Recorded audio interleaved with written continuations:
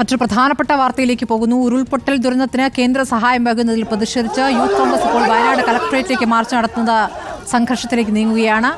തത്സമയ ദൃശ്യങ്ങളാണ് കാണുന്നത്.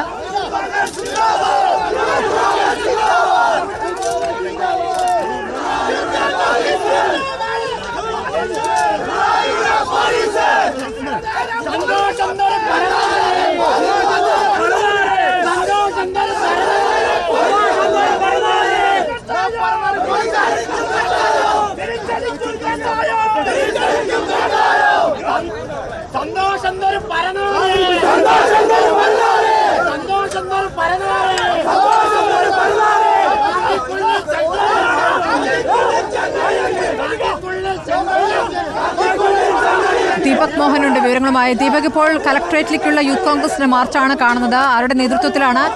സംഘർഷത്തിലേക്ക് നീങ്ങിയാണോ കാര്യങ്ങൾ?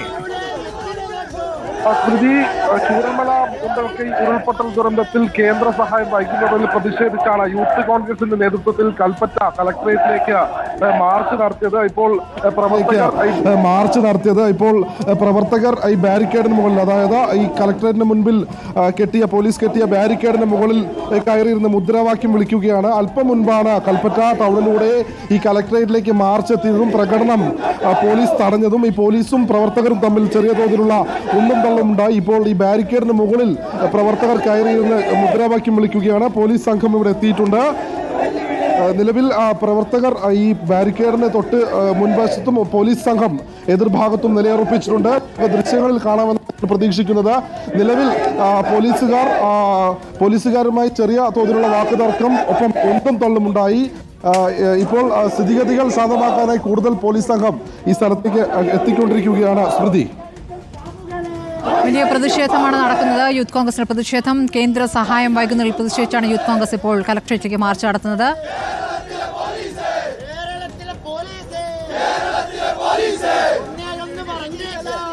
ബാരിക്കേഡിന്റെ മുകളിൽ കയറി നിന്ന പ്രവർത്തകർ മുദ്രാവാക്യം വിളിക്കുകയാണ്.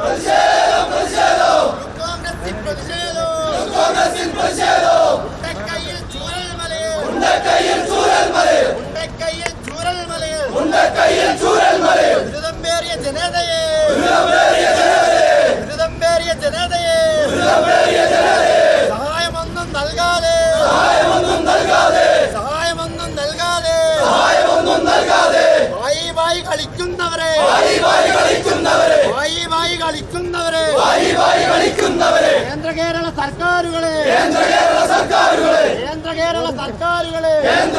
സർക്കാരുകളെ നിങ്ങൾക്കെതിരെ പ്രതിഷേധവും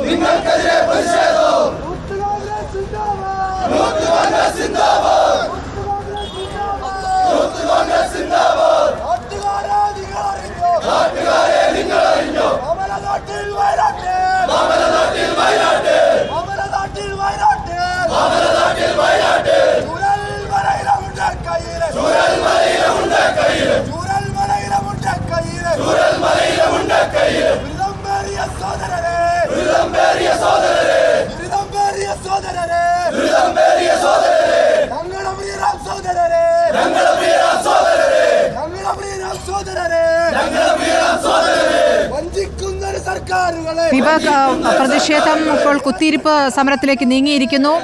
കേന്ദ്ര സംസ്ഥാന സർക്കാരുകൾക്കെതിരെ ഒരുപോലെ മുദ്രാവാക്യമുണ്ട്. നേതാക്കൾ ഇപ്പോൾ ഈ കുത്തിയിരിപ്പ് സമരത്തിന് ശേഷം മടങ്ങാനല്ലേ സാധ്യത? സംഘർഷ സാധ്യത അവസാനിച്ചില്ലേ?